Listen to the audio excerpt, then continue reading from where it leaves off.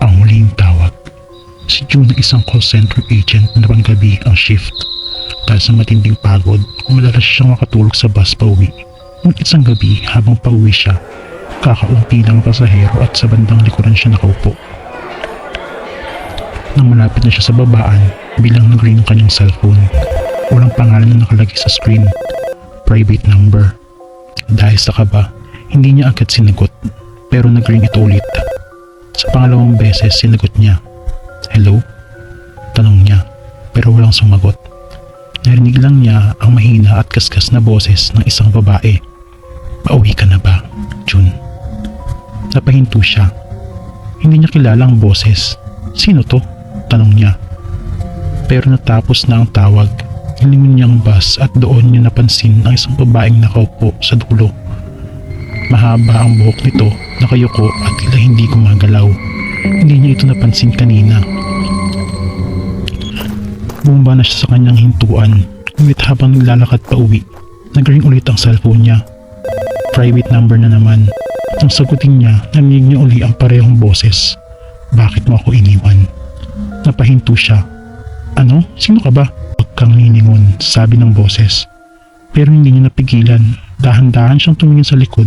Sa ilalim ng poste ng ilaw, nakita niya ang isang babaeng may mahabang buhok, nakayuko at nakangiti sa kanya. Ang babaeng nakita niya sa bus. Naglakad ito palapit sa kanya. Dahan-dahan at habang lumalapit, naririnig niya ang cellphone niyang muling nagre-ring. Bigla siyang hinila ng isang malamig na kamay at hindi niya siya muling nakita. Makalipas ang ilang araw, naging usap-usapan sa barangay ang misteryosong pagkawala ni June. Wala ni isang CCTV footage ang nakita sa kanya matapos siyang bumaba sa bus. Ang tanging naiwan ay ang kanyang cellphone. Nakalapag sa kalsada, may isang hindi nabasang mensahe. Huwag kang titingin. Isa sa mga kasamahan ni June sa call center, si Lisa, ang lubos na nag-aalala. Matalik silang magkaibigan at huli niyang nakausap si June ilang minuto bago ito nawala. Ayon kay Lisa, may binanggit ito tungkol sa isang kakaibang tawag mula sa private number. Isang gabi habang nasa opisina, nakatanggap si Lisa ng tawag mula sa parehong unknown number. Hello? Sagot niya. Nanginginig ang kamay. Sa kabilang linya, may narinig siyang mahina at pamilyar na tinig. Lisa? Tulungan mo ako. Napakabalikwas siya sa kinauupuan. June? Ikaw ba yan? Nasaan ka? Huwag kang lalabas. Huwag kang lilingon. Bilang naputol ang tawag, nanginginig si Lisa. Hindi niya alam kung ano ang gagawin. Tumawag ng pulis. Sabihin sa mga kasamahan niya. Ngunit bago pa siyang makakilos, napansin niyang nagdidilim ang paligid.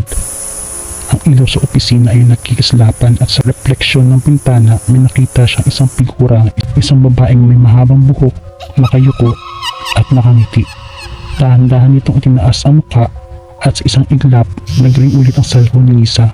Sa screen, isang mensahe, ikaw na ang susunod.